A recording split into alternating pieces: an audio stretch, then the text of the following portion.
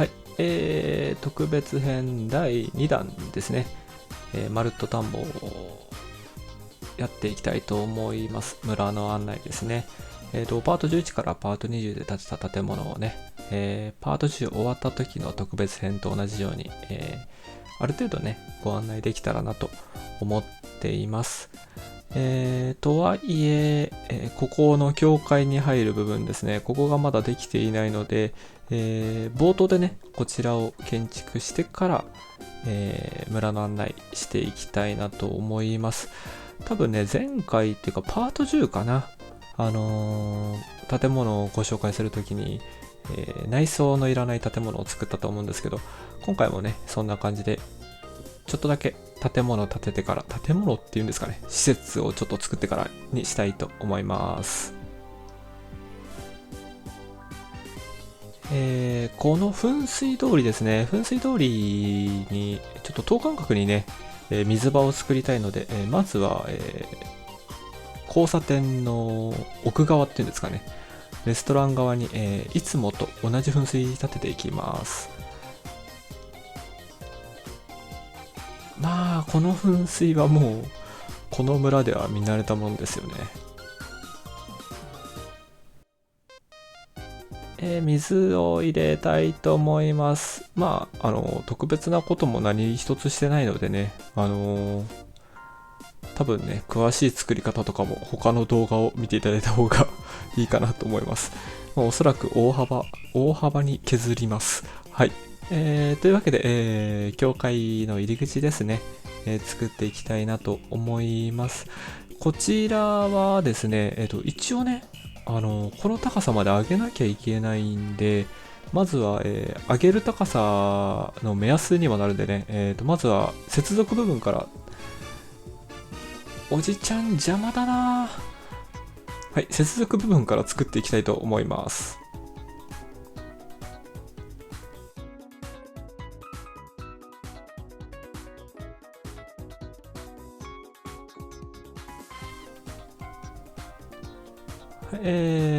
足場っていうんですかね、こう接続部分ができたので、まずは、今度は水場の部分ですね。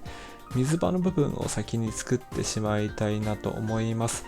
水が溢れるところは、この道で言うとあれですね、丸石が基本かなと、丸石で囲まれているのが基本かなということなんで、丸石でまずは、水を流す場所を確保していきたいなと思います。今回はね、噴水と違ってちょっと上から流れる階段状になるんでね、階段の上から下に流れてくる、そんな水場を作っていきたいなと思います。なので、まずはね、その基礎になる部分を作っていきたいと思います。パート20ですね、実質21ですかね、建物を今まで作ってきました。いつもご覧いただける皆さんのおかげでモチベーションも落ちることなく、職業ブロックが全て揃った村になったと思います。これからね、いろいろまた新しいことにチャレンジしていきたいと思うので、これからも応援よろしくお願いします。はい、水を入れる場所ができたので、水を早速入れていきたいと思います。噴水時に言わなかったですね。はい、入水。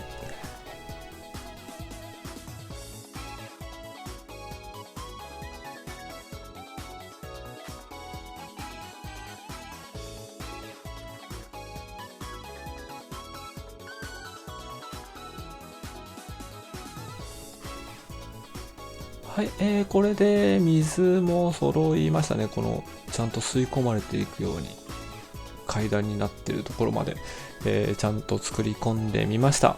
どうでしょうかね、噴水広場の最後のところはこうちょっと流れる川みたいなね、そんな作りにしました。そしたら、階段を置く前にここ忘れてたね。よいしょ。はい、そしたら、水場完成ということで、このね、周りに、両脇にですね、階段で、教会前の高さまで、高さを上げていきたいと思います。で、あれですね、石畳と同じ、石レンガと同じ高さは石レンガ置くんですけど、今回、最近ね、ちょっと、地面に使う、なんか自分の中で流行りの安山岩を使ってね、教会前の、道路っていうんですかね、そこは、安山岩で、今回は作っていきたいと思います。周りの柱をね、石レンガにしたいので、そんな、今回はバランスを取りながら作っていきます。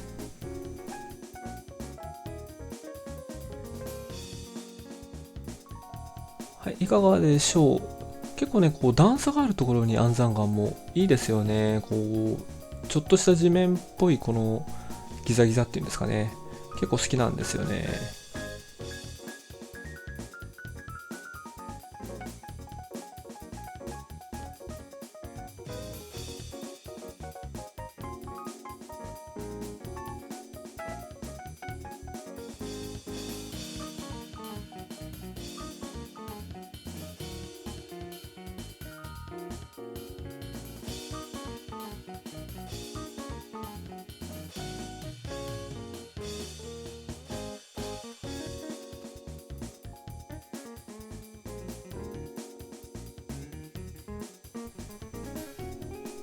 光源置いて休憩できる場所もね、ちょいちょい作ってこんな感じかな。はい、教会に入る入り口、おっと、ここも置いとこうね。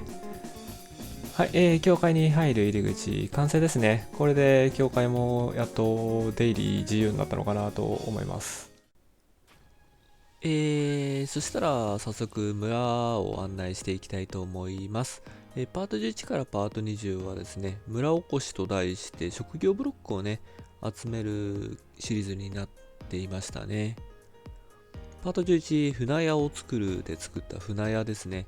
当時はここ何もなくて、まだね、野原だった気がしますよね。はい、船屋をモデルに作ってます。船着き場ですね。ここにいる漁師さんはもう達人クラスで魚を売りまくってたらすぐに達人になってしまいましたね。はい、で船着き場ということでね、船を待つ人だったりとか、到着する人を待つ人がいるかなっていうので待合室を作ってますね。こうちょっと外に出てね、外の空気が吸えるようなそんな場所も作ってます。モデルが船屋ということで、現存するね天橋立とかで今も、実在する船屋をモデルに作りました。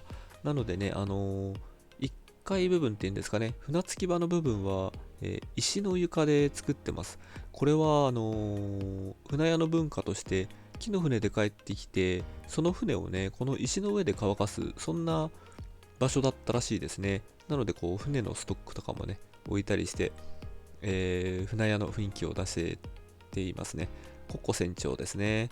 で後ろにね今コッコジュニアがいるんで、いずれねコッコジュニアの船でまた旅をしたいなと思ってます。あそこのニャンコがね気になるんですよね。気になりますよね、あの子どうしたんだろうな。で、船屋ということでね、漁師さんが住んでます。漁師さんの部屋がこちらですね。ベッドが2つシンプルな作りになってますね。このチェストには魚がいっぱい入ってます。いつでも交換できるようにね、魚屋さんということで。パート中に食事処を作るですね、レストランを作りました。職業ブロックは燻製機を使ってますね。燻製機使ってね、肉屋さんができるんでね、イメージとしては、ステーキハウスみたいな、そんな感じですかね。この厨房で焼いた肉を出してもらう、そんなお店にしてますね。2階もすべて客席です。カウンターと、ファミリー席ですね。ここから見るね、外の眺めがね、結構綺麗なんですよね。さすが一等地のレストランって感じですよね。はい、そしたらあれですね、厨房に行きましょうかね。裏に回らないといけないんですけどね。はい、こちらが肉屋さんの厨房ですね。なかなかね、しっかりした作りになってるんですよね。水場がないんですけどね、水場作るとちょっとバランス悪かったんで水場は作っていません。でこの階段を降りるとあれですね、ちょっと冷えた空気で保管するような保管庫みたいな場所も作ってますね。はい、でここが肉屋さんのお部屋ですね。肉屋さんのお部屋はちょっとね談笑できるそんなスペースがある、そんなお部屋になってますね。ちょっとだけ船屋のお家に比べると豪華なのかな。パート13で作ったのが案内状ですね。製塚さんのお家ということで、地図をねたくさん貼ってあるお家にしています。でこの地図なんですけどね、実は更新してないんですよね。この機会に更新したいと思います。はい、発展しましたね、随分。牧場を作るぐらいまではね、気になっちゃってね、建物を作るたびに広げてたんですけど、やっぱりね、こう動画で皆さんにもお見せしたいなということで、ちょっとね、我慢してましたね、特別編まで。次の特別編まで我慢できるかわかんないんで、またちょいちょい広げちゃうかもしれないですけど、はい、こんな感じでね、地図を貼ってあります。そうですね、製図家さんなんで、基本的には地図を作る方たちなんですよね。なので、地図をこう売ってるようなお店にはしてるんですけど、基本的にはこの製図家さんたちがね、地図を書くためにこう旅に行くための拠点みたいな、そんなイメージで作りました。なので、隣には馬小屋もね、併設して、いつでも地図を書きに行けるような、そんな建物ですね。中にはこう、チェストがあって、ここにね、宝の地図がしまってあるんですよ。大事な地図なんでね、寝室にちゃんとしまってあります。はい、こんな感じですかね。パート14では花屋さんを作りましたね。ここはもともと道具屋さんを作る予定で作り始めた場所なんですけど、花を置いて喫茶スペースを作ったらそれだけでいっぱいになってしまってね、結局花屋さんになってしまいましたね。でここあれなんですよね、コンポスターを置いてコップの製造機が裏にあるんですよね。で、コンポスターというとやっぱりね職業が農家さんになるんでね、それもあって土いじりのプロである農家さんがいるお店といえばお花屋さんが妥当かなと、そういった理由もありまして、ここはお花屋さんにしてますね。はい、でここのね2階のチェストから、材料を流し込むとコップンができるようになってます。コップン結構何気に使うんですよね。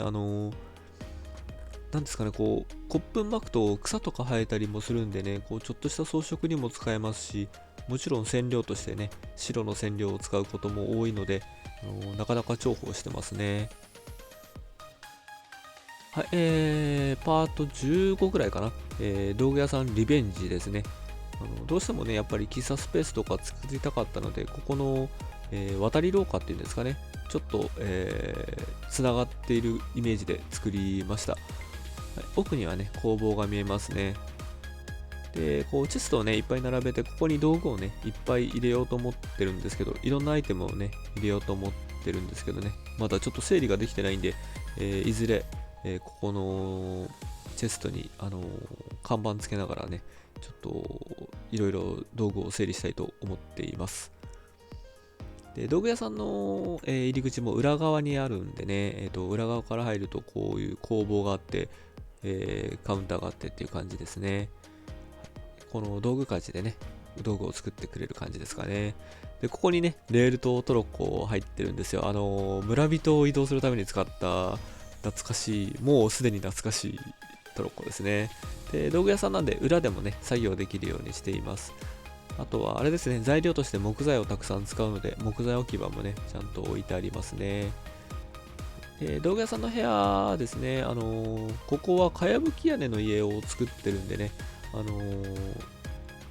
床をね、石造りにして一段上げたところにこう寝室を作っています。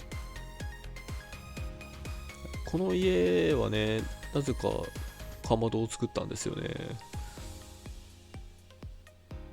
はい、牧場シリーズ第1弾、母屋ですね。ギャンブレラ屋根の母屋を作りました。なかなかね、いろんな写真を見て、この母屋を作ったんですけどね、なかなか牧場らしくなったんじゃないかなと思います。こういったなんか大きい象徴する建物が1個あるだけで、なんかこう雰囲気出ますよね。はい、で牧場ということでね、牛だったり羊だったり、そういったものからね取れるこうものを使った職業ブロックを置いてますね。大釜を置いて革屋さんですね、牛革でなんかこうお財布とか作ってくれるんですかね。実際は革装備しか作ってくれないですけどね。でここのチェストにはね染料を置いて今後ね旗とか作るときに、染めたいと思ってます。でここ肉屋さんもね併設していて、この肉屋さん実はアイスクリームを作ってくれたりするんですよ。やっぱりね牧場といえばねアイスクリームですよね。はいここの煙突はね後から作った場所ですね。で2階に上がると機織り機があって、こう羊飼いさんたちが絨毯を作ってる、そんな家になってますね。ここは珍しく4人住んでるので、結構ね居住スペースも充実させて作ってますね。はい。ここ景色もいいんですよ。何気に外を見ると水田が見えたりね、大通りが見えたり、なかなかいい場所なんですよね。牧場といえばサイロでしょうということで、なぜか母屋の後にすぐに作ったのがサイロですね。ここのね、眺めも好きですね。ここから、あれですね、小麦の束をこう投げていく、そんな場所ですね。鳥小屋ですね。コッコさんたちのお家を作ってます。このね、水場があるとね、コッコがなぜかね、水浴びをするのが好きで、いつも水浴びしてますよね。ここも、片流れ屋根を作ってます。結構この牧場シリーズは特殊なっていうか、こうなんかね、初めてチャレンジする屋根が多かったかなと思います。はい、矢細工さんの作業場ですね。このかまどは何に使うのかは、はい、私は存じ上げませんが、はい、矢細工さんの作業台です。で、そこからね、矢細工さんのお家につながってます。ここも、かやぶき屋根で作ってますね。やっぱり矢細工さんはちょっと和な雰囲気も感じるんでね、小上がりにして布団みたくしてます。後ろにね、何か飾ろうと思って飾ってないですね。はい。で、ここには地下がありまして、ここに卵の回収装置がありますね。コッコがね、卵いっぱい産むんで、ほっとくともったいないんでね。で、これでオンオフをして、トロッコ止めたりすることもできるようになってますね。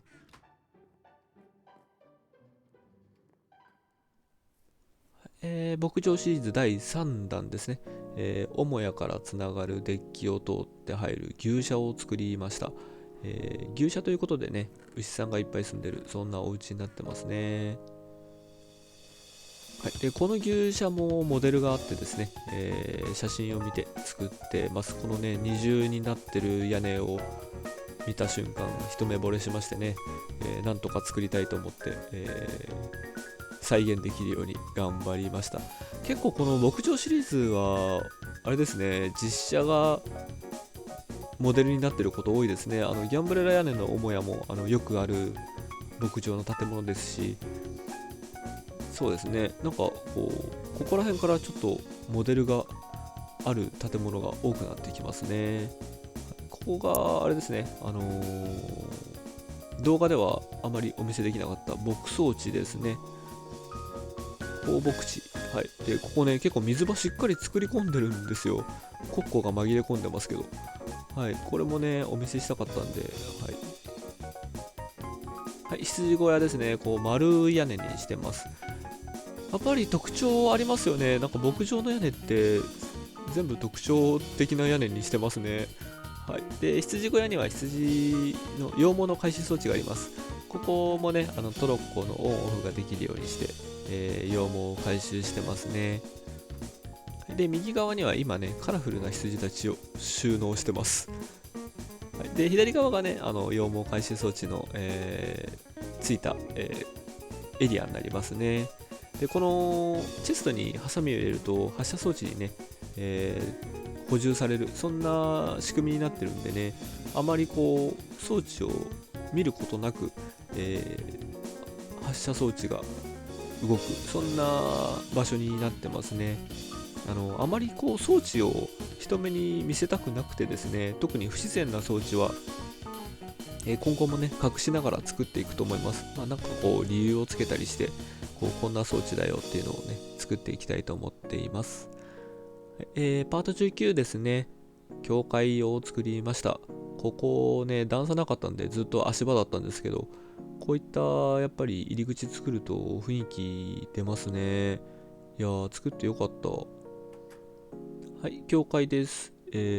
ここはね2階からもこう下が見えるようなそんな作りにしていますね。なんかお客さんいますね。はい。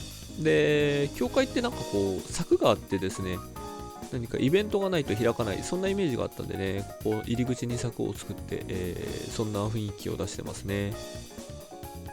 で、この教会も、モデルがありまして、i チャンネルさんという方が、作った左岸の教会をモデルにして作ってます。この十字の窓ガラスがね、すごいこう気に入ってしまいまして、ぜひ作ろうと思って作ったんですけど、洋風の建物って、得てして骨組みがないんでね、この高い天井って中から見るとすっごい綺麗なんですけど、作るのが大変でしたね。これからもね、石造りの洋風な建物を作ると思うんで、今後ね、こうどうやって作るかを勉強しながら作っていきたいと思います。はい、ここね、クォーツの床で綺麗ですよね。牧師さんの家ですね。牧師さんじゃないか、司祭さんね。どうしても牧師さんって言っちゃうんですよね。で、ここのね、醸造台でポーションを作る、そんな場所ですね。いずれネザー行くようになったら、ここにも、いっぱい、材料入るんでしょうかね。教会は屋根裏があります。ここもあまり動画でお見せできなかったかもしれないですけど、鐘炉台、鐘をつく場所のちょっと下ですね。隣にこういった倉庫スペースを作りました。で、ここでね、鐘をつく、そんな感じですかね。ここね、一望できるんですよ、村を。ただね、なんか動画でこう紹介すると必ず雨が降るという、曰く付きの場所でして。はい、で、ここからね、隣の図書館見えるんですけど、避雷針つけてますね。燃えるの嫌なんで、避雷針で、安全を確保してます。パート20は図書館ですね。ここが大変だった。前編後編に分かれてる、唯一の建物じゃないですかね。結構、多分、フルフルで撮っても、2本合わせて、普通に30分、40分する動画になってますね。はい。ここも、モデルがあってですね、アイルランドのダブリンにあるトリニティカレッジ図書館の、内装をモデルに作ってます。実はね、外観も一部モデルがあるんですけど、あまりにもちょっとね、モデルにしましたというにはおこがましいぐらいの出来なんでね、あえて控えさせていただいてます。このシャンデリアも綺麗ですよね。このシャンデリアはなかなかいいですよね。結構、気に入ってます。はい、で、そうですね、トリニティカレッジ図書館、多分、絵を見ていただければわかるんですけど、こう、本棚が並んでるね、そんな図書館なので、ぜひ作りたいなと思って、今回モデルにして作りました。1階にはね、キッズスペースもありまして、図書館って、なんかキッズスペースみたいなとこありません？なんかそんなイメージなんですよね。子供が靴を脱いで、絵本読みながらキャイキャイしてる、そんな場所がね、なんか頭の片隅にあったんで、今回はキッズスペースもね、併設した図書館にしていますね。はい、で、司書さんということでね、本をストックして、こう、いつでもエンチャントできるようにしようかなと思ってます。今後ね、多分使うと思うんでね、たくさんなくすんでしょうね、これから。はい、すぐ司書さんとかね、脱走しようとするんでね。こんな感じですかね、建物の紹介でした。はい、特別編第2弾、まるっと田んぼ村おこし編ということでね、村の案内させていただきました。いかがだったでしょうか。そうですね、結構もうパート20まで来て建物も揃ってきて、ただまあ今後もね、建物を建てるときは何かしらね、こう理由をつけて、こういったものを作るんだよっていうので、こう建物を作っていきたいなと思っています。あまりね、こう、ただ家があるだけとかいうよりもね、こう何か意味のある家を、意味のある建築物を建てていけたらなと思っております。それとですね、昨日、おそらくね、200人感謝祭配信させていただいていると思います。改めて、来てくれた方、いつも動画を見ていただいている方、本当にありがとうございます。本当にモチベーションにつながってるんでね、こうやって、いろんな建物が作れるのも皆さんのおかげかなと思います。今後もね、毎週1本は必ず動画を出させていただきたいなと思っていて、金土日のどこかではね、動画を上げられるように頑張っていきたいと思いますので、ぜひぜひ、引き続き応援いただけると嬉しいです。そうですね、今回自己紹介挟もうと思ったんですけど、挟めませんでしたね。最近ね、建物が大きくてですね、なかなかこう、解説するだけで1時間弱とかかかっちゃうんでね、今度は配信とかそういった機会でまた、ね、皆さんが見たい場所とか、そういったものも、リクエストに応えてご紹介できるような、そんな機会も作りたいと思います。そうですね、最後までご視聴ありがとうございました。今後もね、頑張っていきますので、チャンネル登録、高評価していただけると嬉しいです。それではまたお会いしましょう。